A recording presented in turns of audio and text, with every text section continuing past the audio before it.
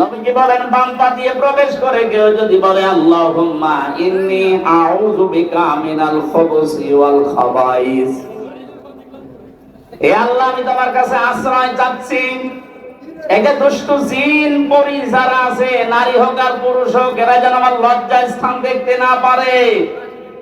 কারণ শয়তানের যে 9টা টার্গেট দুনিয়াতে, তার 1 নাম্বার টার্গেট হচ্ছে উলঙ্গপনা, যৌনতা ছড়ানো। শয়তান সব সময় চায় লজ্জার স্থান উলঙ্গ করে রাখা, আর এগুলো মানুষকে দেখানো।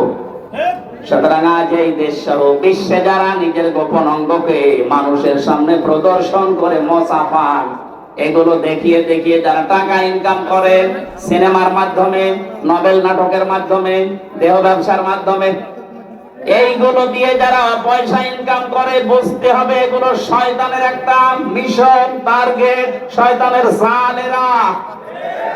শয়তান জান্নাতে যাবে না জাহান্নামে?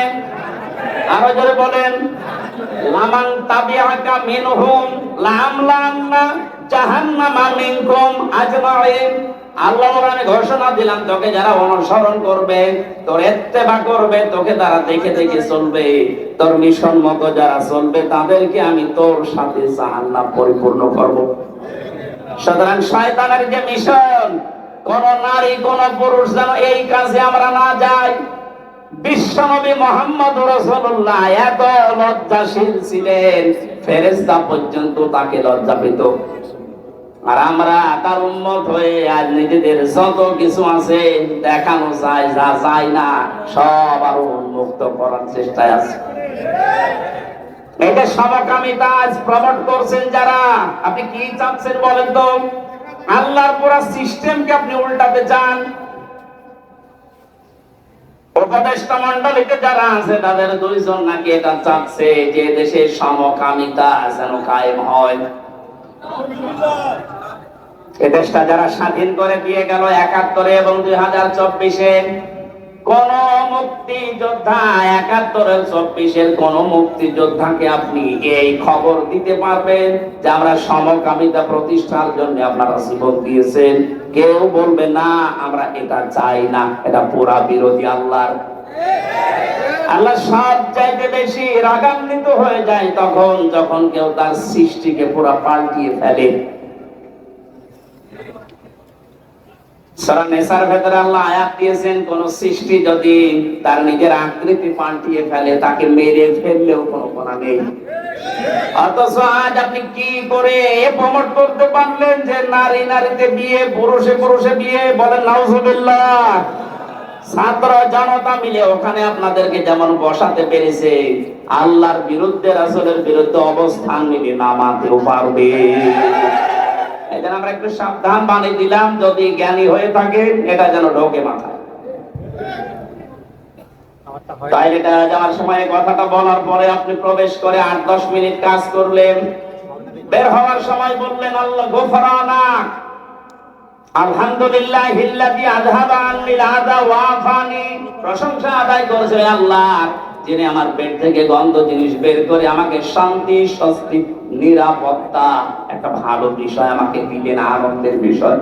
যতক্ষণ এটা পেটের ভেতরে ছিল ততক্ষণ কষ্টে ছিলেন, এটা বের হওয়ার পরে আফানি, একটা নিরাপত্তা পেলেন, একটা স্বস্তি পেলেন, একটা শান্তি পাচ্ছেন। এটা দিচ্ছে কে? বলেন বলেন। যত চেষ্টা করেন বের করতে পারবেন না, আল্লাহ দয়া করে বের করে দিয়েছে, এই জন্য প্রশংসা আদায় করলেন। আমি এই যে 2-3 মিনিট বক বক করছি কেন বলেন তো? একটা বিষয় নিয়ে আসার জন্য। এই কোন দিকে তাকিয়ে আছেন? খেয়াল করেন। এই যে 8-10 মিনিট আপনি টয়লেটে কাটালেন, পায়খানায় কাটালেন, নবীজির সুন্নাত অনুযায়ী যেহেতু কাজটা হয়েছে 10 মিনিট ইবাদত।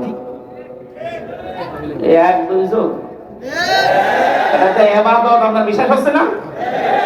কথা বলে না কেন? এটা ইবাদত না? কেউ বলেন তো যে না? কেউ বলতে পারবে? নবীর সুন্নাত অনুযায়ী এই কাজটা করে আবার বেরিয়ে আসলেন, পুরো 8-10 মিনিট ইবাদত। পুরো 8-10 মিনিট কি? কারণ এই সুন্নাতটা কার? রাসূলের। কার? আরো জোরে বলেন। রাসূলের তরিকা বাদ দিয়ে যদি এই কাজ করবেন, বাম পা দিয়ে প্রবেশ করেননি, দোয়াও পড়েননি, কাজ করে চলে আসলেন, ডান পা দিয়ে বেরো হননি, গোফরানাকাও বলেননি। 8-10 মিনিট না আধা ঘন্টা বসে থাকলো, ইবাদত হলো? কি বুঝলেন এবার বলুন? এই 10 মিনিট আধা ঘন্টায় যদি আপনার ইবাদত না হয়, কারণ তরিকাটা রাসূলের ছিল না, এই জন্য কাজ একই কিন্তু ইবাদত আরো জোরে বলেন। এটা বাংলাদেশ সহ বিশ্বের যত মুসলমান আছে সবাই বিশ্বাস করে এক বাক্যে, আগেরটা রাসূলের তরিকায় ছিল, ওটা 8-10 মিনিট না, 1 ঘন্টা কেউ যদি টয়লেটে বসে থাকে পুরো 1 ঘন্টা ইবাদত। এবারে একটা আওয়াজ তুমি মনে হয় বিশ্বাস হচ্ছে। হ্যাঁ, 1 ঘন্টা না 10 ঘন্টাও বসে থাকলে পুরাটা কি? কারণ আমি তরিকাকার রাসূলের। আরো জোরে বলেন কার? এইটা যদি ইবাদত বিশ্বাস করে, বিশ্ব নবী কোরআন দিয়ে 10 বছর তো রাষ্ট্র চালিয়েছিল, এটা ইবাদত না? আরো জোরে বলুন। এইটা শুনলে কেউ যদি বলে না এটা দুনিয়ার কাজ, রাজনীতি, তাহলে আগেরটা কি? আজকে থেকে টয়লেটে যাবেন না। আপনি যদি বলেন যে রাসূল 10 বছর কোরআন দিয়ে রাষ্ট্র চালিয়েছে, এইটা রাজনীতি, আরে 10 মিনিট টয়লেট করা এটা ইবাদত, তো ওটা রাসূলের কাজ, এটা রাসূলের কাজ। এক কথা বলেন না কেন? আগেরটা যদি কেউ রাজনীতি মনে না করে, পরেরটা রাজনীতি মনে করলে ওর ইমানের সমস্যা হবে। এবার কত দূর গেল আপনি ভাবেন। ফেরাউনকে আল্লাহ হেদায়েত দেয়নি, তার অন্যতম কারণ আল্লাহকে মানার চেষ্টা করেছিল বিপদে পড়ে, কিন্তু রিসালাতের ঘোষণা দেয়নি। আজও এই দেশে বহু মানুষ এমন পাওয়া যাচ্ছে, লোক দেখানোর জন্য হোক আসে সেভাবেই হোক, আল্লাহর বিধান দুই একটা দেখি মানে, কিন্তু রাসূলের তরিকার কথা বলতে গেলে ওর কাছে রাজনীতি মনে হয়। কথা বলেন। গতকালকে কুষ্টিয়ায় দৌলতপুর থানার তারাগনিয়া এলাকায় মাওলানা সাদিকুর রহমান আজহারি ভাই গিয়েছিলেন। ওখানকার একজন সাবেক চেয়ারম্যান, আমি নাম নিলাম না, এই লোকটা বাধা দিয়েছে রাসূলের এই রাজনৈতিক জীবনীটুকু বলার কারণে। উনি পরিচয় দিচ্ছে উনি নাকি জাতীয়তাবাদী দলের চেয়ারম্যান ছিলেন সাবেক। কিসের জাতীয়তাবাদী দলের চেয়ারম্যান আপনি? দায়িত্বে আপনার বাবা যিনি বসে আছেন জনাব তারেক রহমান, ওনাকে জিজ্ঞাসা করেন তো উনি রাসূলের জীবনী মানে কিনা।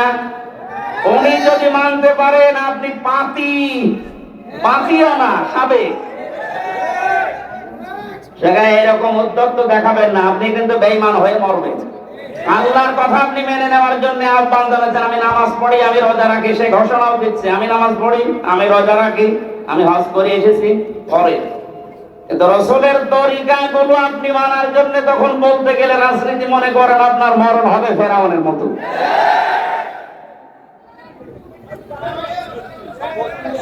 ওই লোকটাকে ক্ষমা চাওয়ার জন্য বলছি, যদি না চাই, ওই লোকটা যদি মারা যায় কুষ্টিয়ার মানুষের জন্য, কুষ্টিয়ার জেলা বিএনপির যিনি এখন সভাপতি বড় ভাই কুতুবউদ্দিন এবং সেক্রেটারি ইঞ্জিনিয়ার জাকির ভাইকে বলবো ইমিডিয়েটলি ওকে দল থেকে বহিষ্কার করে দিন।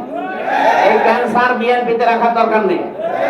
এই সমস্ত ক্যান্সার গুলো এই 15.5 বছর ছিল এই জালেমদের দোসর, এই কারণে আলেমদের মাইক কেড়ে নিয়েছে। সেইটার বিরুদ্ধেই তো আবু সাইদ জীবন দিয়েছে। কথা বলুন। আবার যদি এরকম কোন জালেম সামনে আসে, এরকম আবু সাইদ আবার জীবন দেওয়ার জন্য রেডি হয়ে যাবে। কোন জালেমকে আমরা দেখতে চাই না। কোরআন আর নবীজি যদি এই দেশে না থাকে, এই দেশও থাকবে না। কোন কারণে দেশ রাখা লাগবে? ওয়ালিল্লাহি মা ফিস সামাওয়াতি ওয়া মা ফিল আরদি, আসমান আর জমিনের একচ্ছত্র মালিকানা আল্লাহ। তার কথায় যদি আপনি বলতে দিতে না চান, সহ্য করতে না পারেন, যেখানে এরকম জায়গা নেই সেখানে যান। কোন জায়গা সেটা? না না, কিসে পারো? ইয়া মাশারাল জিন্নি ওয়াল ইনসি ইন ইসতাতাতুম আন তানফুযু মিন আকতারিস সামাওয়াতি ওয়াল আরদ ফানফুযু লা তানফুযুনা ইল্লা বিসুলতান। আল্লাহ বলেন, হে পৃথিবীর জিন আর মানুষেরা, আমার বিধান যদি ভালো না লাগে, আমার আসমানের নিচ থেকে জমিনের উপর থেকে বেরিয়ে যা। কোথায় যাবি? কোন জায়গা নেই, যেখানে যাবে ওইটা কার? সুতরাং আপনার মতো মানুষের জমিনের উপরে, আসমানের নিচে, আর আমরা রাখবো না, দিয়ে দেবো মাটির নিচে। আশা করছি এটা দিয়ে সারা পৃথিবীর যত জালেম আছে, বিশেষ করে বাংলাদেশে কোন জালেম যেন আলেমদের সাথে, নবীর ওয়ারিসদের সাথে বিয়াদবি করার সাহস না দেখায়। এরপরেও যদি দেখান, আমি ঘোষণা দিয়ে দিলাম, জায়গায় উত্তম মাধ্যম দিয়ে দু একটা জিনিস ভেঙে দেবে। জান কালামানিকের যেমন বিসি উড়ে গেছে, ওরও দু একটা বিসি ফেলে দেবে, ও যেন সংসার করতে না পারে। এমনি বাকি জালেমগুলো ঠিক হয়ে যাবে। আমার কথার অর্থ যদি না বোঝেন, আমি আবার রিপিট করছি, আল্লাহকে মানি, আল্লাহর বিধান আপনি মানেন, কিন্তু রাসূলুল্লাহর ৬৫ বছর আপনি রাজনীতি মনে করে এড়িয়ে চলতে চান, আপনার মরণ হবে ফেরাউনের মতো। আমার শেষ। এবার আমরা তেলাওয়াত আয়াতে যাচ্ছি। যারা গালি দিয়েছিলেন ভারতে, তাদেরকে শুনলাম গ্রেফতার করেছে। শুধু গ্রেফতার না, বাংলাদেশে যদি এরকম কিছু করে কেউ, আমরা সরাসরি তার ফাঁসি। কোনো কম্প্রোমাইজ নেই, কোনো ছাড় নেই। রাসূলুল্লাহকে গালি দিলে, অপমান করলে একই ফতোয়া, ওকে মেরে ফেলা লাগবে। এটার পক্ষে আপনারা নেই।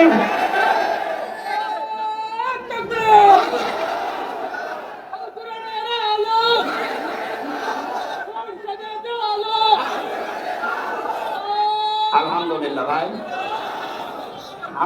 হাজার বছর আগের একটা কাহিনী কোরআনে কারিমে আমরা পেয়েছি।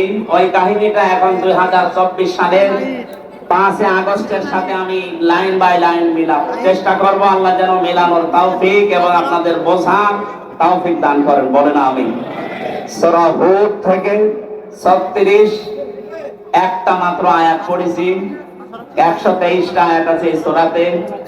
11 নাম্বার সূরা কোরআনে কারীমের 10টা রুকু আছে। মাত্র একটা আয়াত পড়লাম, এখান থেকে আরম্ভ করছি তাফসীর আকারে। এখানে লিখে দিয়েছে তাফসীরুল কোরআন মাহফিল। সেই শব্দের দিকে তাকিয়ে আমরা চেষ্টা চালাচ্ছি ইনশাআল্লাহ। জবান খুলে এবার পড়েন, আউযু বিল্লাহি মিনাশ শাইতানির রাজীম। বিসমিল্লাহির রহমানির রহিম।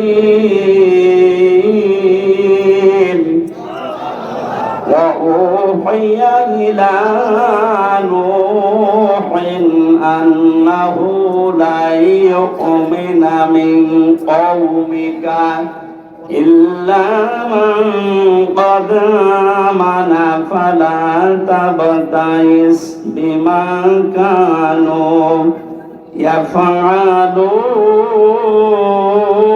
ইয়াফআলুন।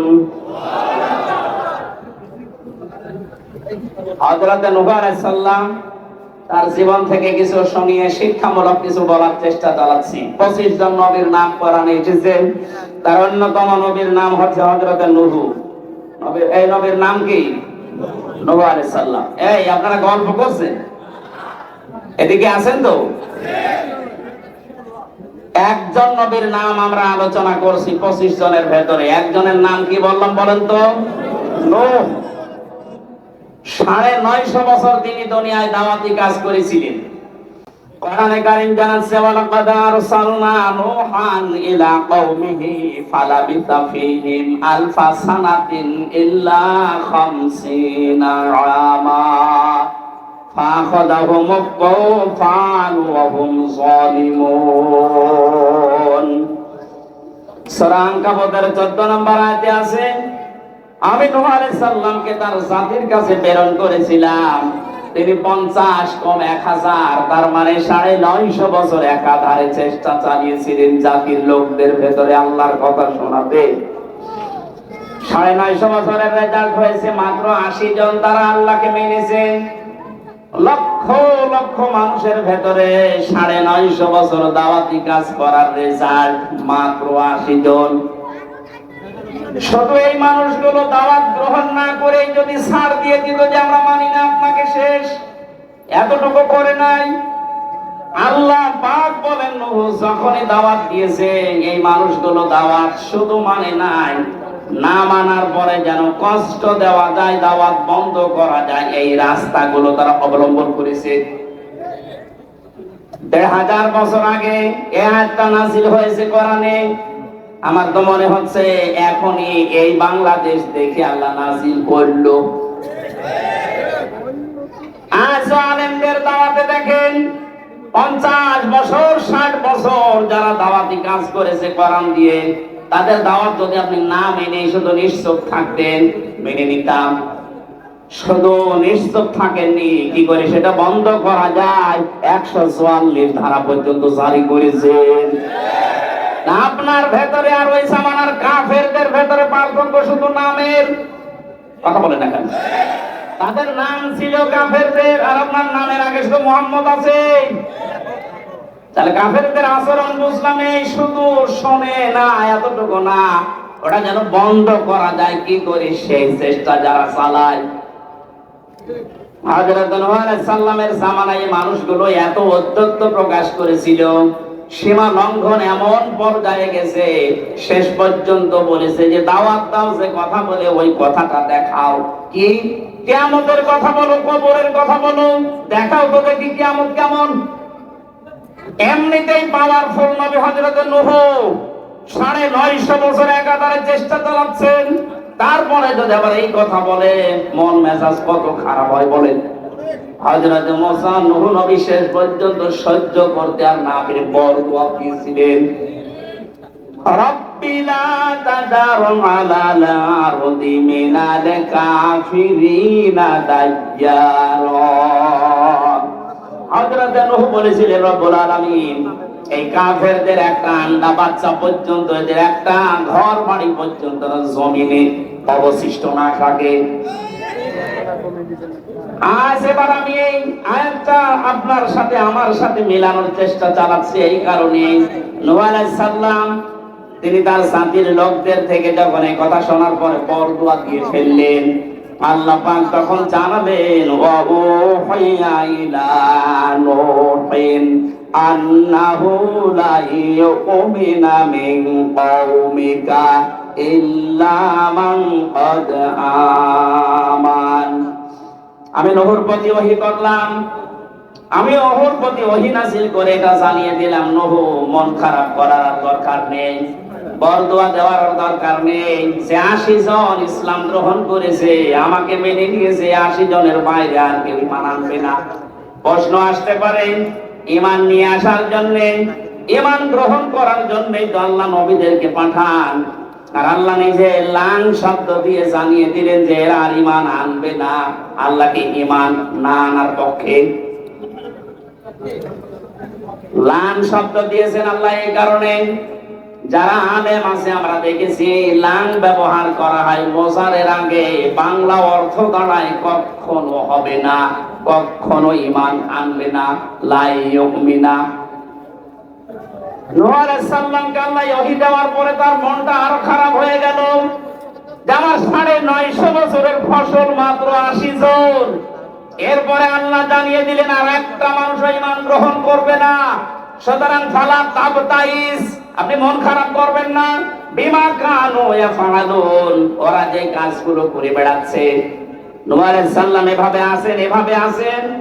আল্লাহ রাব্বুল আলামিন তার ওই যে বরদোয়ার কারণে তাকে এবার ওহী নাযিল করে সে একটা সুসংবাদ দিলেন, ওয়াসানাইল ফুলকা বিআয়ুনিনা ওয়া ওয়াহিনা ওয়ালা তুখাতিবনি ফিল্লাযিনা যালামু। এটা কঠিন বাস্তবতা চলছে, আপনি একটু নিজের সাথে বাস্তব মিলান তো। 2 বছর 5 বছর 10 বছর, আমি 11 বছর এই ময়দানে কাজ করছি, তার ভেতরে তো 3 বছর চলে গেল, 8 বছর থেকে 9 বছর হবে।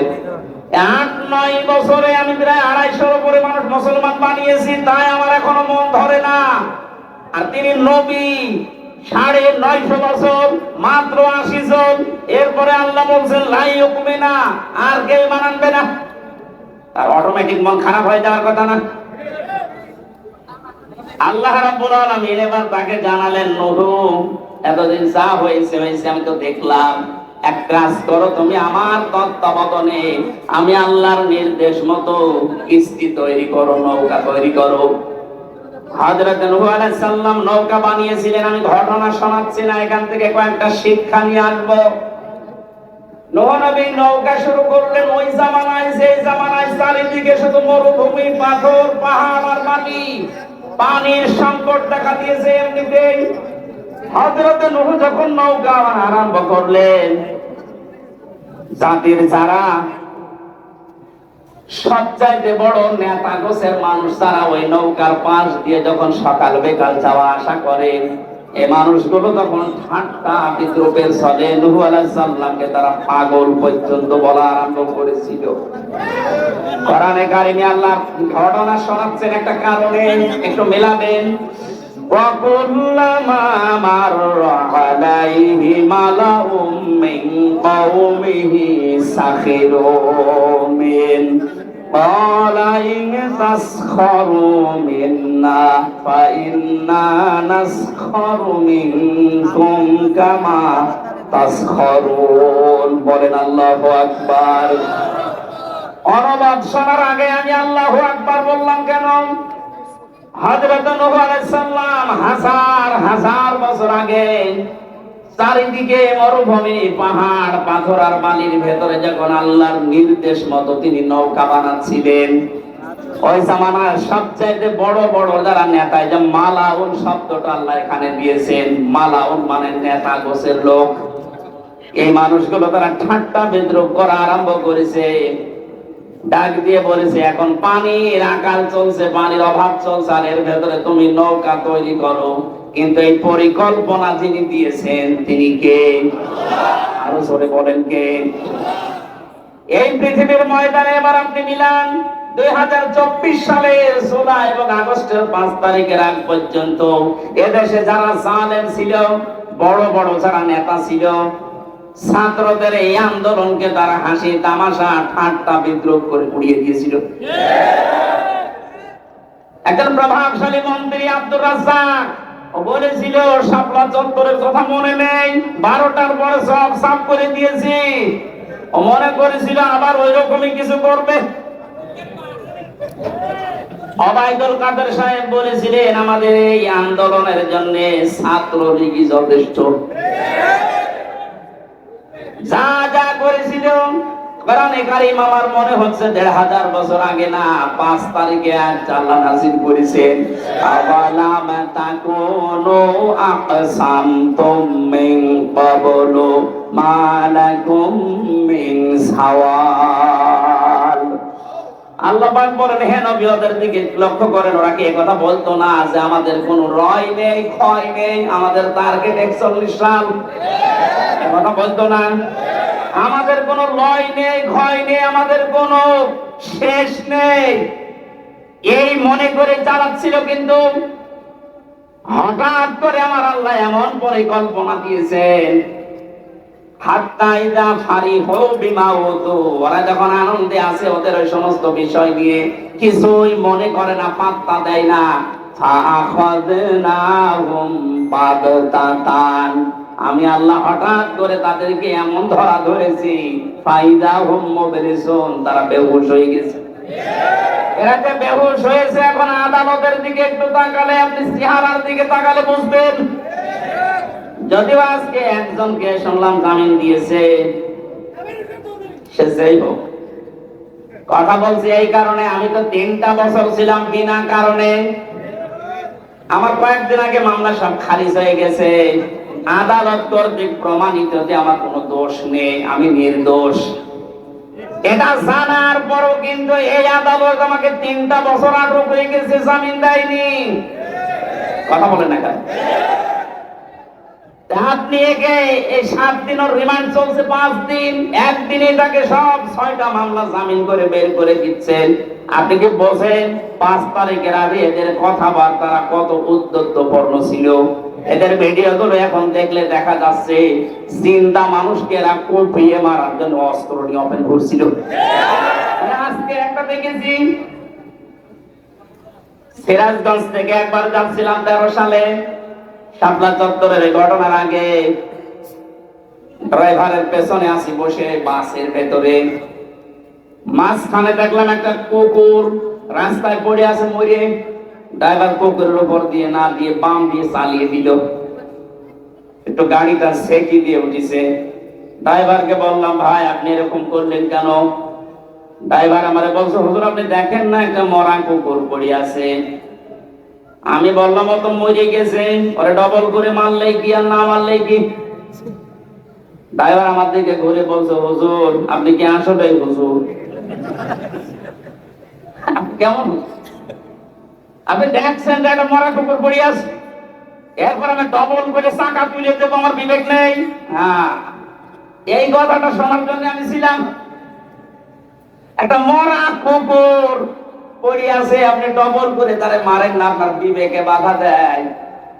অথচ বাস্তবে আমরা এই দেশে 2006 সালের এই অক্টোবরের 28 তারিখে দেখেছি জীবিত মানুষকে পিটিয়ে মারার পর ড্যান্স দিয়েছে।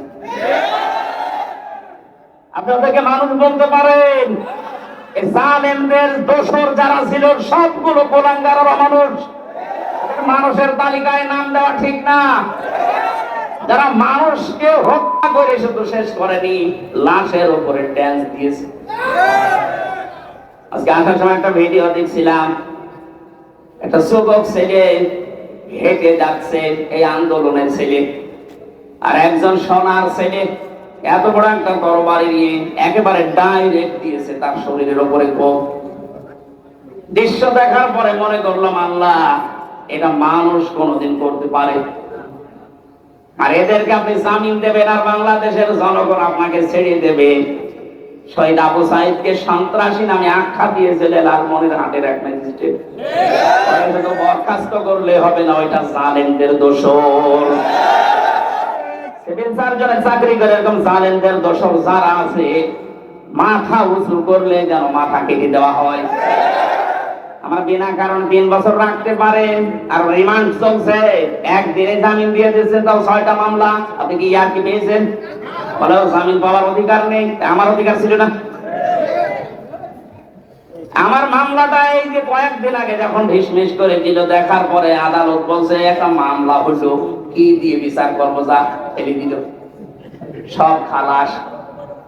মনে মনে আসছিল, আল্লাহ মনে হয় জিজ্ঞাসা করে যে আদালত 3টা বছর তো আপনার কাছে আমার মামলা ছিল, তখন তো বলেননি যে কিছু নেই, কে দিয়ে বিচার করব? আটক রাখলেন 30 বার ছিল মামলা আমার, আর এখন আপনি একবার উঠতেই সব জামিন দিয়ে দিচ্ছেন। মানে যে মানুষগুলো অত্যন্ত প্রকাশ করেছিল, অহংকার করে আল্লাহকে পর্যন্ত চ্যালেঞ্জ দিয়েছিল, তারা যদি আজ আস্তে আস্তে এভাবে ছাড়া পায়, আপনি মানবতা দেখাচ্ছেন।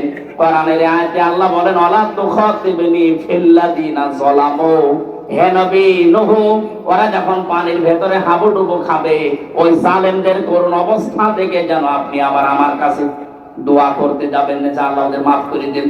এ নিষেধ কার? আরো জোরে বলেন। 950 বছর ওরা কি করেছে আপনি দেখেননি? আমি 15.5 বছর তুলে ধরলাম, আপনি দেখেননি? কত মানুষের বুক খালি করেছে। কিচ্ছু যদি না করে থাকে, শুধু আয়না ঘরের জন্য ওরা জাহান্নামে যাবে। চিন্তা করতে পারেন, 8 বছর 10 বছর একটা জীবিত মানুষ মাটির নিচে, আমি তো মাত্র 10 দিন ছিলাম, আর ওরা কাটিয়েছে ব্যারিস্টার আরমান আর আমার আজমি 8 বছর 10 বছর মাটির নিচে, মাত্র 3.5 হাত জায়গা, এদিকে 2.5 হাত, এদিকে 3.5 হাত, কোন আলো বাতাস নেই, চোখ বান্ধা, পায়ের ভেতর দিয়ে হাত লাগিয়ে সামনে যে ব্যারিকেড দেওয়া আছে লোহার রড, ওর সাথে লিগে হাত লাগিয়ে দেয়। আমার সাথে মুফতি ফখরুল ইসলাম জেলখানায় ছিল, বলতো মাঝে মাঝে, হামজা ভাই, জীবনে আল্লাহ পাক মাঝে মাঝে ওই বছরগুলোতে বলতাম, আল্লাহ তুমি আমাকে যদি একটু শোয়ার ব্যবস্থা করে দিতে। আপনি বলেন তো বাস্তবতা কোথায় নিয়ে গিয়েছে তারা? আমি পৃথিবীর ইতিহাসেও এরকম শাস্তি দেওয়ার কথা পড়িত নাই, শুনিও নাই, যে মানুষকে এইভাবে করে 8 বছর 10 বছর রাখা যায়। 3টা বছর জেলে থেকে আমার 14টা রোগ হয়ে গেছে। অথচ যেই লোকটা ব্যারিস্টার আরমান বের হওয়ার পরে সংবাদ সম্মেলন করে জানাচ্ছে এটা যে 24 সাল, উনি জানেই না কখন রাত হয়েছে, কখন দিন হয়েছে, তার মনে নেই। খাবার যা দিত ছোলা পচা, এরপরে মাখানো খাবার মনে আছে কেউ মাখিয়ে রেখে গেছে, ওই খাবার পচা দুর্গন্ধ, খেলে খান, না খেলে মরে যান। আমরা মাঝে মাঝে রিমান্ডে বলতো, হুজুর এই যে বিশাল নালা দেখতে পাচ্ছেন, এই নালা দিয়ে বহু মানুষকে কারেন্টের শর্ট দিয়ে আমরা এই পুকুরের ভেতরে ফেলেছি। এই কঠিন ভয়ঙ্কর দৃশ্যগুলো সামনে আসে, আপনি এরপরও জালেমদের পক্ষে সাফাই গান, যা পা ঘাবড়াবেন না। আপনি মানুষ, আপনি ঘাবড়ালে আমরা নরম হয়ে যাই। মাঝে মাঝে সাহস দিচ্ছে, আপনি চট করে ঢুকে পড়েন, আসেন। আপনি চট করে ঢোকার দরকার নেই, এই দেশের জনগণ আপনাকে নিয়ে আসবে। যা করেছেন এই 15.5 বছরে, ওই 6 সালের 28 অক্টোবর থেকে শুরু করে 24-এর 5 আগস্ট পর্যন্ত প্রত্যেকটা হত্যা হুকুমদাতা হিসাবে আপনার বিচার করা দরকার।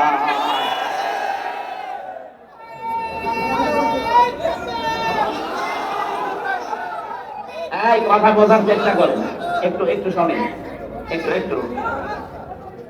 আয়াতের শেষের শব্দ ছিল ওয়ালা তুখাতিবনি ফিল্লাযিনা যালামু ইন্নাহুম মুগরাকুন। হে নবী নূহ, ওরা যখন পানিতে ডুবে মরবে তখন ওদের পক্ষে আপনি আমার কাছে সাফাই গাবেন না, আমার কাছে মাপ চাবেন না।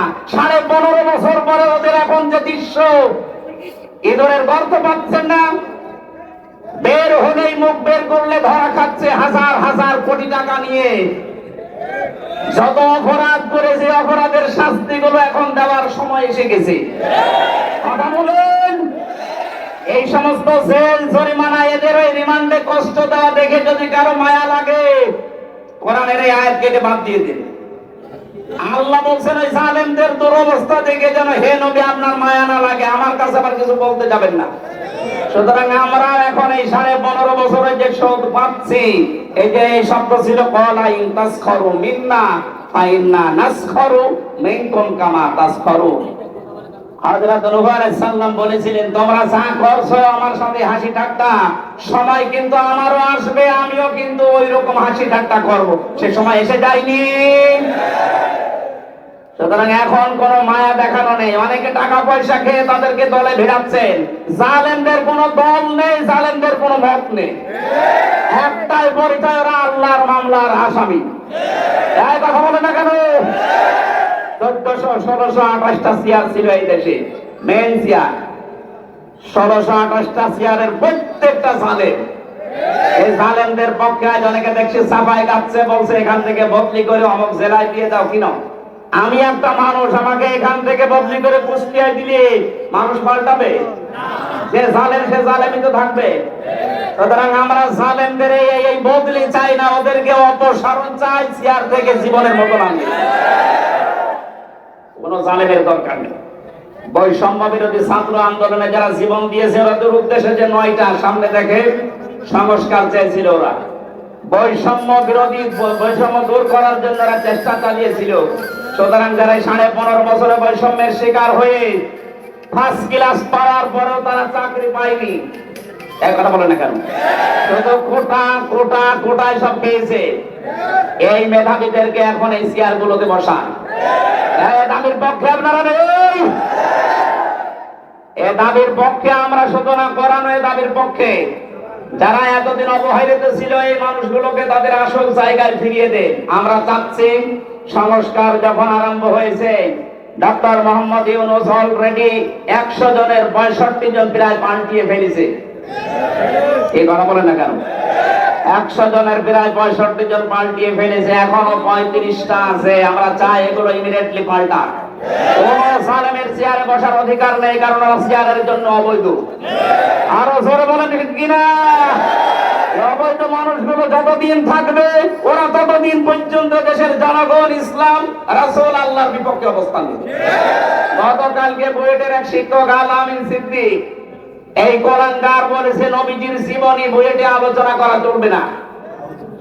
93% নবীর উম্মত আমরা এখানে বাস করি, নামাজ পড়ি না পড়ি সেটা যে বাদ দিলাম, কিন্তু নবীর উম্মত আমরা, নবীর জীবনী চলবে না এরকম বুয়েটে দেশে দরকার নেই। মুসলমানের নবীর উম্মতের টাকা দিয়ে বুয়েট চলবে, আর সেখানে নবীর জীবনী শোনানো যাবে না? কি হয়েছে কি? বুয়েট কি ঢাকা বিশ্ববিদ্যালয়ের চাইতে উপরে হয়ে গেছে? ঢাকা বিশ্ববিদ্যালয়ে যদি নবীর সিরাত অনুষ্ঠান হতে পারে, বাংলাদেশে আর কোন জায়গা বাকি থাকতে পারে বলেন তো? সুতরাং আমরা চাই, এই জালেমের খবর নিলাম, এই গোলাঙ্গার ওই জালেমের সময় নিয়োগ পেয়েছে, ওই 5 তারিখের আগে বিদায় নেওয়ার আগে ওরে নিয়োগ দিয়েছে। আমরা চাচ্ছি, এটা আমার মাইক হাতের সামনে, আমি একা না, আমি 18 কোটি মানুষের পক্ষ থেকে কথা বলছি। এখন আমরা চাই অতি তাড়াতাড়ি এই আলামিন সিদ্দিক, এই গোলাঙ্গারকে ওখান থেকে অপসারণ করা হোক। একটারে করেন, সামনে কোনো জালেম আর মাথা তুলতে পারবে না। আর এটা ছাড় দেন, আবার বের হবে আরেক জালেম। আমি আহ্বান জানাচ্ছি আরএফএল এবং প্রাণ কোম্পানির যারা দায়িত্বে আছেন, অনেকেই কিন্তু এখন মুসলমানদের ছেলে মেয়েরা বলছে আমাদের নামাজ পড়ার সময় দেয় না। এই দেশে নামাজ পড়ার জন্য মাত্র 10-12 মিনিট 15 মিনিট সময় লাগে। এই সময়টা যে প্রতিষ্ঠান দিতে চায় না, এরকম প্রতিষ্ঠান বন্ধ করে দেওয়া দরকার।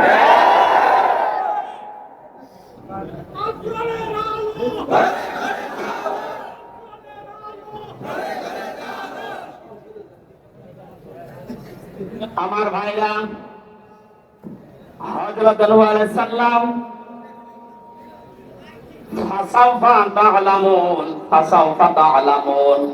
তাদেরকে বারবার ঘোষণা দিয়ে জানিয়ে দিলেন, এতদিন পর্যন্ত ঠাট্টা বিদ্রুপ উপহাস করতে আমার সাথে নৌকা বানানো দেখে, এবার আমি তোমাদেরকে প্রকাশ্যভাবে ঘোষণা দিলাম, সময় এসে গেছে, খুব তাড়াতাড়ি হাত্তা فسوف تعلمون من يأتيه عذاب يخزيه ويحل عليه عذاب مقيم।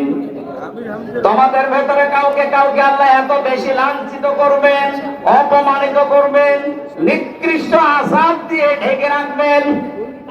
আগস্টের 5 তারিখের পর থেকে 2 মাস 3 দিনে আমার অনেক কিছু দেখা শেষ হয়ে গেছে। তার অন্যতম হচ্ছে এই কালামানিক আলেমদের বিরুদ্ধে যত অবস্থান নিয়েছিল, বিশেষ করে কোরআনের পাখির বিরুদ্ধে, মাওলানা দেলাওয়ার হোসেন সাইদিকে ওনাকে ফাঁসি দিতে পেরে জীবনের সবচেয়ে বড় কাজ করেছে। আল্লাহকে এত বেশি অপমান করেছে এই দেশে, কলার পাতাও শুইয়েছে, ডিসি গেছে উড়ে। ওর এখন অবস্থান জেলখানায় যায়, বাঁচতেও পারে মরতেও পারে, ওরকম শয়তান বেশি থাকার দরকার নেই। ওগুলো সমাজের জন্য, মুসলিম দেশের জন্য ক্যান্সার। ক্যান্সার হলে কি করা লাগে? কেটে ফেলা লাগে। কি করা লাগে? আমরা চাই এদেরকে বাদ দিয়ে দেন এই সমাজ থেকে, এরা এই দেশের জন্য ক্যান্সার। আবার যদি বেঁচে থাকতে পারে, হযরত নূহ বলেছিলেন, ইন্নাকা ইউদিল্লু ইবাদাকা ইন্নাকা ইন তাযারহুম ইউদিল্লু ইবাদাকা ওয়া লা ইয়ালিদু ইল্লা ফাজিরান কাফারা। হে আল্লাহ, এদের একটা আন্দা বাচ্চা পর্যন্ত যেন না বাঁচে, যেটা বাঁচবে ওটা হবে আরেক কুলাঙ্গা। সুতরাং যে মানুষগুলো আলেমদের বিপক্ষে সারা জীবন অবস্থান নিয়ে কাটিয়েছে, ওর পক্ষ থেকে দুনিয়ার যেটা আসবে ওইটা হবে ওর পেটে খারাপ। সুতরাং আমরা চাই না এদেশে নবী বিরোধী, আল্লাহ বিরোধী, রাসূল বিরোধী, আলেম বিরোধী লোক থাক। কথা বলে না কেন? আমরা চাই ক্যান্সার গুলো বিদায় নিয়ে খুব তাড়াতাড়ি আমরা যেন এই দেশে আল্লাহর বিধান নির্বিঘ্নে মানতে পারি। বলেন আমিন। নূহ আলাইহিস সালাম এই যে ঠাট্টা বিদ্রুপ দেখার পরে তিনি জাতির যে এই নেতা গোছের লোকদেরকে বলেছিলেন, হাত্তা ইযা জাআ আমরুনা ওয়া ফারাতান নূর ফাসলুক ফিহা কুল নাহমিল ফিহা মিন কুল্লিন যাওজাইনি ইসনাইন ইলা আখিরি আয়াত। যখন আল্লাহর বিধান বা আল্লাহর আদেশ এসে গেল, আল্লাহ পাক নূহ আলাইহিস সালামকে বললেন, এতদিন পর্যন্ত ঠাট্টা বিদ্রুপের সর্বশেষ চূড়ায় পৌঁছে গেছে। তোমাকে যাওয়া আসার সময় শুধুমাত্র উল্টাপাল্টা কথা জানিয়েছে। এখন আমি আল্লাহ তোমাকে যে আদেশ দিয়েছিলাম যে নৌকা তৈরি করো আমার বিধান মতো, আমার তত্ত্বাবধানে, নৌকা যে 3 তলা বিশিষ্ট, 3 শ্রেণীর মানুষ জিনিসকে আমি এই নৌকায় উঠাবো। 3 শ্রেণীর মানুষের জন্য, 3 শ্রেণীর বিষয়ের জন্য এই নৌকা তৈরি করা শেষ। ওরা যখন ঠাট্টা বিদ্রুপে মত্ত আছে, তখন আল্লাহ দুনিয়া আকাশের যে যত রকমের বৃষ্টি দেওয়ার জায়গা, পানি ওঠার জায়গা সব খুলে দিলেন। এটা তান্নুর শব্দের শাব্দিক অর্থ হচ্ছে চুলার ভেতর থেকে আল্লাহ পানি তুলে দিলেন। ওই দেশে যত মানুষ রান্না করে খেত, রান্নাঘরের চুলার মাঝখান থেকে যখন পানি ওঠা আরম্ভ হয়েছে, চুলা থেকে আগুন বের হয়। কি বের হয়? চুলা থেকে যখন এর বিপরীত পানি বের হওয়া আরম্ভ হয়েছে, উপর থেকে পানি, নিচ থেকে পানির ফোয়ারা উঠতে উঠতে সারা পৃথিবী পানি পানি পানি হয়ে যাচ্ছে। হযরত নূহ আলাইহিস সালামকে আল্লাহ বললেন, তুমি এবার ওঠো, বহন করো প্রথম নম্বরে জোড়ায় জোড়ায় এই পৃথিবীর যে তোমার আয়াতের ভেতরে যারা আছে, জোড়া জোড়া যারা আছে, এই জোড়াদেরকে নিচতলায় দিয়ে দাও। পশু পাখি জীবজন্তু জানোয়ার জোড়া জোড়া তুলতে থাকো। দুই নম্বরে ওয়াহালাকা, তোমার পরিবারস্থ লোকদেরকে তোলো। একটু খেয়াল করে, তোমার পরিবারস্থ লোক যারা আছে তাদেরকে তুমি এই নৌকায় আশ্রয় দাও, তুলে নাও। কিন্তু তোমার সন্তান ইয়াউম বা কিনা দুইটা নামই আছে তাফসীরে, ইয়াউম আছে, কেনানো আছে। এই সন্তান এবং তোমার স্ত্রী যে গোপনে ওই জালেমদের দোসর ছিল, স্ত্রী এবং সন্তানকে নৌকায় তোলা যাবে না। তার মানে বোঝা যাচ্ছে নৌকা, নূহ নবীর নৌকায় কোন জালেমকে, সে যদি নিজের আপন সন্তান হয়, নিজের স্ত্রী হয়, তাকে নৌকায় ঠাঁই দেওয়া যাবে না। আরো জোরে বলেন। 15.5 বছরের দৃশ্য পুরাটা উল্টা। নৌকায় তুলে সে শুধু জালেমদের দেখে দেখে, এক কথা বলে না কেন? আপনি তাকিয়ে দেখেন তো কোনটা ভালো বলেন, আর একটা দেখান যে এটা না, এটা ভালো ছিল। যেটা ভালো মনে করতাম, দরবেশ 36,000 কোটি টাকা ইনকাম করেছে। এটা চেহারা দেখে, দাড়ি দেখে, টুপি দেখে সব সাদা, ওর মাথা থেকে শুরু করে নিচ পর্যন্ত সব সাদা। এত বড় দরবেশ যদি এত টাকা মারিং কাটিং করে, আর ওর যে চরিত্র এখন বের হচ্ছে, শয়তান অপরিছে নামে না। এই কথা বলো না কেন? দরবেশি যদি এই হয়, বাকিটা কি করেছে আল্লাহ জানে। এত বড় দরবেশ এই জালেমকে নৌকায় তুলে নিয়েছিলেন আপনি। 36,000 কোটি টাকা মারিং কাটিং করেছে এই দেশে। আমি আপনাদের গ্যারান্টি দিচ্ছি, এদেশে যারা ইসলাম কায়েম করতে চায়, একামতের দিন, এদের হাতে আপনি 5টা 10টা বছর তুলে দেন, 15 বছর লাগবে না। 36,000 কোটি না, 36 পয়সা যদি চুরি হয়, আমি গ্যারান্টি দিচ্ছি 36,000 কোটি না, 36 কোটি না, 36 টাকা না, 36 পয়সা এদিক হবে না ইনশাআল্লাহ। এদের চরিত্রগুলো সব পরীক্ষিত। এর আগে পরীক্ষা পেয়েছেন না? কে যাকে আপনি ফাঁসি দিয়ে দুনিয়া থেকে বিদায় দিলেন, তাকে তো মন্ত্রণালয় চালাতে দিয়েছিলেন। মন্ত্রণালয় দায়িত্ব পালন করার পরে টাকা ফেরত দেয়, এটা পৃথিবীর ইতিহাসে এই প্রথম। এই জন্য তো গ্যারান্টি দিলাম 36,000 কোটি টাকা মারিং কাটিং না, 36 পয়সাও চুরি হবে না। 5 থেকে 10 বছর একটু হাতে দিয়ে দেখেন। খালি উল্টা বলছে না না, মানে আপনি কি করলেন 15.5 বছর? কাকে তুলেছিলেন? সবগুলো জালেম আর জালেমদের বাকিটা নানায় বললাম। 3 নম্বরে কাদেরকে তুলেছিলেন? ইল্লামান আমানা, যারা ঈমান এনেছে, ওই যে 80 জন, ওই 80 জনকে আপনি তুলে নেন 3 তলায়। তার মানে এখানে বোঝাতে চায় আল্লাহ, নূহ নবীর যে নৌকা ছিল, এই যে জালেম পালিয়েছে, ও জালেম মাঝে মাঝে বলতো যে এই নৌকা নূহ নবীর নৌকার মতো। আপনি যদি এই নৌকাকে নূহ নবীর নৌকার সাথে তুলনা করেন, আল্লাহ নূহ নবীর নৌকাতে জালেমদেরকে তুলতে নিষেধ করেছিলেন, আপনি পুরাটা উল্টিয়ে শুধু জালেম দিয়ে নৌকা পরিপূর্ণ করেছেন। এই কারণে তো নৌকা ডুবে গেছে। 2 নম্বরকে ঈমানদার ছাড়া কোন বেঈমান যেন নৌকায় না ওঠে, সেটা নিজের ছেলে হোক আর বউ হোক। এখানে 80 জনের বাইরে নূহ নবী একটা লোক কেউ নেননি। সুবহানাল্লাহ বলতে পারেননি? টাকা না, যাদেরকে নিয়েছিলেন একটা মানুষের ভেতরে ঈমান আছে। ঈমান যে নেই তার প্রমাণিত এই দরবেশ। কারণ চুরি করলে তার ঈমান থাকে না। এই কথা বলো না কেন? চুরি করলে ঈমান থাকে। শুধু চুরি না, কবিরা গুনাহ যেগুলো আছে, কোন মানুষ যদি জেনে শুনে কবিরা গুনাহ কোনো কিছুই লিপ্ত হয়, জেনা করা যেমন, জেনা করা কবিরা গুনাহ না? বলেন না কেন? মানুষ যখন জেনে শুনে জেনা করতে শুরু করে তখন তার থেকে ঈমান দূর হয়ে যায়। যখন আবার ওই কাজ শেষ করে তওবা করে ফিরে আসেন তখন তার ভেতরে ঈমান আসে। আর আপনি যা চুরি করেছেন, জেনে শুনে চুরি করে শেষ করে দিয়েছেন, মারিং কাটিং করার রাস্তাই ছিলেন আপনি। যত টাকা পাচার করেছেন চুরি করে, এই টাকা তো এখনো ফেরত আসেনি, তার মানে ঈমানও আপনার কাছে এখনো আসেনি। কথা বলেন না কেন? যতক্ষণ আপনি অপরাধে থাকবেন ততক্ষণ ঈমান ফিরে আসবে না। যতক্ষণ অপরাধ থেকে ফিরে থাকবেন, তওবা করে ফেরত আসবেন, তখন ঈমান ফেরত আসবে। তার মানে টাকা যতদিন পর্যন্ত পাচার হওয়া টাকা এই দেশে ফেরত না আসবে, ওদের একটারও ঈমান নেই। আর ঈমান না থাকলে জানাজা নেই, খবর নেই। এগুলো বেঈমান, বেঈমানের যেখানে জায়গা ওই জায়গায় দিয়ে দিন।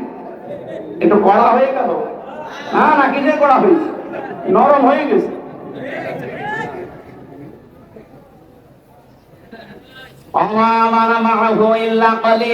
আল্লাহ বলেন তাদের ঈমানদারের সংখ্যা যেহেতু কম ছিল, মাত্র 80 জন। এই 80 জন আর ওই আহাল পরিবারের কয়েকজন তাও সন্তান স্ত্রী বাদ দিয়ে বাকি পশু পাখি আর জীবজন্তু দিয়ে 3 তলা লঞ্চ তিনি পরিপূর্ণ করবেন বলে মনস্থ করলেন। কিন্তু সাথের লোকেরা এত নিকৃষ্ট আচরণ নূহ আলাইহিস সালামের সাথে করেছিলেন। হাদিসটা রিওয়ায়াতটা একটু দুর্বল, আমি শিক্ষার জন্য বলছি। হযরতে নূহ আলাইহিস সালাম যে নৌকা বানিয়েছিল, জাতির যারা নেতা দশের লোক, ওরা শুধু ঠাট্টা বিদ্রুপ করে শেষ করেনি। কিছু কিছু দুষ্ট মানুষকে বলেছে, নূহর নৌকায় যদি টয়লেট করতে পারো তার এই পুরস্কার। বলেন নাউজুবিল্লাহ। ওরা টয়লেট করতে করতে একেবারে পরিপূর্ণ করে ফেলেছে। নূহ আলাইহিস সালাম ডাক দিয়ে বলে, রব্বুল আলামিন, আগেই তো ভালো ছিলাম, তোমার হুকুম মতো ওয়াফাইনা, তুমি বললো আমার ওহী মতো তুমি করো। তোমার তত্ত্বাবধানে, তোমার কথা শুনে আমি 3 তলা নৌকা কিস্তি বানালাম। ওরা তো 3 তলা পুরাটাই করে ফেলেছে টয়লেট দিয়ে। আল্লাহ পাক বলেন, নূহ কোনো চিন্তা নেই, যারা করেছে তাদেরকে দিয়ে আমি এইটা পরিষ্কার করাবো। প্লেগ রোগ দেখা দিয়েছিল ওই সময়। কি রোগ? প্লেগ। গায়ের ভেতরে যে ফুসকুড়ি গুলো হয়, ওর কাছে যে যায় তার হয়। কি করা যায়? এই রোগ তো ভালো হয় না, কত ডাক্তার কবিরা সব ফেল হয়ে যাচ্ছে। এক বুড়ি নাকি চিন্তা করেছিল, কত কিছু তো জীবনে করলাম, নূহর নৌকায় তো কোনোদিন টয়লেট করতে পারলাম না। ও বুড়ি একা একা গিয়ে পা পিছলে গিয়েছে পড়িয়ে ভেতরে। কষ্ট করে ওঠার পরে দেখছে যুবতী হয়ে গেছে। আমি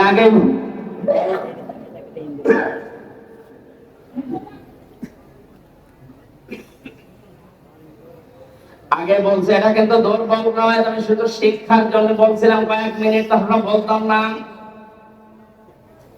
ওঠার পরে যখন আসে, মানুষ আর চিনতে পারে না, বাড়িতে যায় বাড়ির লোকজন চিনতে পারে না।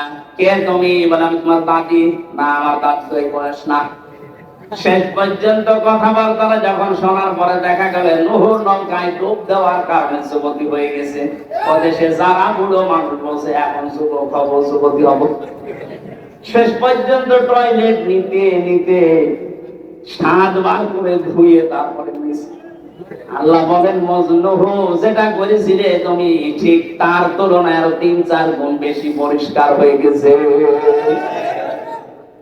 এই পৃথিবীতে আল্লাহর কৌশল যেটা, জালেমদের কৌশল করতে করতে যেখানে শেষ হয়ে যায়, আল্লাহ পাক বলেন ওই জায়গা থেকে আমি আল্লাহ কৌশল আরম্ভ করি। শেষ পর্যন্ত নূহ আলাইহিস সালামের কাছে একজন বুড়ি মহিলা ঈমান এনেছিল, 80 জনের ভেতরে একজন। এটাও দুর্বল রায়, আমি শিক্ষার জন্য বলছি। আল্লাহর উপরে তাওয়াক্কুল, ভরসা থাকলে আল্লাহ যে কিভাবে তাকে বাঁচায়। নূহ আলাইহিস সালাম যখন বললেন এলাকার মানুষেরা আল্লাহ পাক বৃষ্টি পাঠাবে, বন্যা পাঠাবেন, জলোচ্ছ্বাস পাঠাবেন, পানি আসবে, তুফান আসবে, তোমরা সব সতর্ক হও। যারা ঠাট্টা বিদ্রুপ করে উড়িয়েছে, এই বুড়ি কিন্তু ঈমান আনার পরে ডাক দিয়েছিল, নূহ শুনেছি তোমার আল্লাহ নাকি গজব পাঠাবেন। আল্লাহ যদি গজব পাঠায় তাহলে আমারে নিতে কিন্তু তুমি ভুল করো না তোমার ওই নৌকায়। নূহ আলাইহিস সালাম 3 স্তরে সাজাতে সাজাতে ওনার আর ওই বুড়ির কথা মনে নেই। একাধারে 40 দিন চলছিল ওইটা, 40 দিন একাধারে চলছে এই নৌকা। আল্লাহ পাক বলেন কলর কাবু ফিহা বিসমিল্লাহি মাজরিহা অমর সাহা ইন্না রাব্বি লাগফুরুর রহিম। জোরে বলেন আল্লাহু আকবার। অনুবাদ শোনার আগে আল্লাহু আকবার বললাম কেন? দুইটা কারণে। এদিকে তাকান। হযরত নূহ আলাইহিস সালামকে আল্লাহ বললেন এই কাজটা আগে করো, যে নৌকায় যখন উঠবা তখনই বলো বিসমিল্লাহ, আল্লাহর নামে। মাজরিহা এটার গতি, অমর সাহা এর স্থিতি। এখানে নৌকা বলতে আমি একটা রূপক অর্থ নিয়েছি। নৌকা মানে শুধুমাত্র এই নূহ নবীর নৌকা না, কিয়ামত পর্যন্ত এই পৃথিবীতে আল্লাহর আদেশ আল্লাহর নিষেধকে যারা জমিনে কায়েম করতে চাইবে এইটা একটা নৌকা কিস্তি। সুতরাং আল্লাহর বিধানকে চালু করার জন্য, কায়েম করার জন্য যারা চেষ্টা চালান, এ মানুষগুলোর গতি, স্থিতি এগুলো সব কার মতো চলবে বলেন তো? আরো জোরে বলেন। এজন্য আমরা যারা দিন কায়েমের জন্য এই দেশে দীপ্ত শপথ নিয়েছি বা নেব বলে আশা করছি, কোন চিন্তা নেই, নির্দ্বিধায় আপনি জীবন, জান, মাল, ইজ্জত আবরু এই রাস্তায় খাটাবেন। বাকি দায়িত্ব যা পালন করবে আপনার বাবা মা না, কে? আরো জোরে বলেন কে? কেন আল্লাহ পালন করবে? কারণ এই দিন প্রতিষ্ঠার দায়িত্ব আল্লাহ আমাদেরকে দিয়েছেন, কিন্তু কায়েম করবেন তিনি। দায়িত্ব পালন করবে কারা? এজন্য মানুষ যখন মুসলমান হয় তখন এই কথা বলা লাগে, ইন্না সালাতি ওয়া নুসুকি ওয়া মাহইয়ায়া ওয়া মামাতি লিল্লাহি রাব্বিল আলামিন। জবান খুলে যার মুখস্থ আছে কোরআনের সোনালী আয়াত পড়েন, কুল ইন্না সালাতি ওয়া নুসুকি ওয়া মাহইয়ায়া ওয়া মামাতি লিল্লাহি রাব্বিল আলামিন। একদিন দুই দিন না, 40 দিনের গতি এবং স্থিতি চলছিল। এই নৌকা কোথায় যে থামবে, কোথায় যে স্থির হবে, কোথায় কোথায় নোঙ্গর করবে, এখান থেকে আমি শিক্ষা দিতে চাই। এই দেশে যারা দিন কায়েমের জন্য দীপ্ত শপথ নিয়ে নিজের জীবনের সব কিছু শেষ করে দিয়েছে, এই রংপুরের কৃতি সন্তান জনাব এটি মাজহারুল ইসলাম আজ 12 বছর জেল খাটতেছে। মাওলানা মতিউর রহমান নিজামী সাহেব জীবন পর্যন্ত দিয়ে চলে গেল। এনাদের পরবর্তীতে আজ যারা দায়িত্বে এসেছে, এরা যদি কোন কর্মসূচি দিন কায়েমের জন্য দেশে দেয়, কর্মী যারা আমরা আছি নির্দ্বিধায় আপনি পালন করে যাবেন, কারণ নির্দেশ আমার আল্লাহর পক্ষ থেকে আসতেছে। আমি এখানে কথা শুরু করার প্রথমেই বলেছিলাম 2024 সালের 5 আগস্টে দেশে স্বাধীন হওয়ার পর ক্ষেত্র তৈরি হয়ে গেছে দিন কায়েমের। কথা বলেন না কেন? ষড়যন্ত্র হচ্ছে আন্তর্জাতিক ভাবে এবং দাদাদের পক্ষ থেকে। কোনো কিছু আসবে না ষড়যন্ত্র করে। আল্লাহ যখন এত কিছুর পর দেশটা স্বাধীন করে দিলেন, এদেশে আল্লাহর দিন কায়েম হবে, এইটাই ফাইনাল। আমরা চর্ম চোখে এটা দেখতে চাই, কারণ 52 বছর তো বহু কিছু দেখেছি।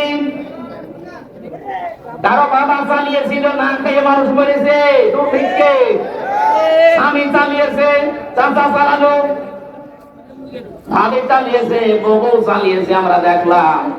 শুধুমাত্র এই কোরআন দিয়ে চললে কেমন দেখা যায় এটা দেখতে বাকি আছে। আর কথা বলা লাগবে, এটা বাকি আছে না? এটা দেখতে চাই যে কেমন চলে, এটা দিয়ে চললে। আমার জীবনের সবচেয়ে বড় আশঙ্কা, আকাঙ্ক্ষা, তামান্না এটা, কোরআন দিয়ে দেশ চললে কেমন দেখা যায় আল্লাহ যেন চর্ম চোখে দেখে মরার তৌফিক দেন। বলেন আমিন। আরো জোরে বলেন আমিন।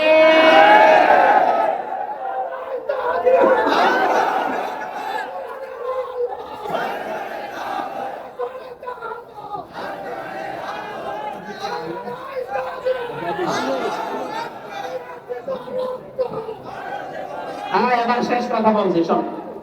ইন্না রাব্বি লাগফুরুর রহিম। এই দোয়াটা, এই আয়াতটা অনেকে দোয়া হিসাবে পড়ি আমরা, বাসে, ট্রেনে, নৌকায়, স্টিমারে উঠতে গেলে দোয়া পড়ে না? বলেন না কেন? এর ভেতরে যে শিক্ষাগুলো আছে এইগুলো আমরা নিতে চাই না, শুধু পড়ে শেষ করে দিয়েছি। ইন্না রাব্বি লাগফুরুর রহিম, এই কথা বলার দরকার কি নূহ আলাইহিস সালামের? হযরত নূহ এই কথা বলেছিলেন এই জন্য, ওই যে নৌকা তৈরি করা থেকে শুরু করে আজকের এই নৌকায় যে 40 দিন একাধারে চলছে, এর ভেতরে যদি কোনো ত্রুটি বিচ্যুতি কোন ভুল হয়ে যায় তাহলে আমার রব গফুর এবং রহিম, জোরে বলেন সুবহানাল্লাহ। আমার জীবন তো ভুলে ভরা, এরপর আল্লাহ খাদেম হিসাবে, দিনের কর্মী হিসাবে আমাকে দিয়ে কিছু কাজ, আমাদেরকে দিয়ে কিছু কাজ করাচ্ছে।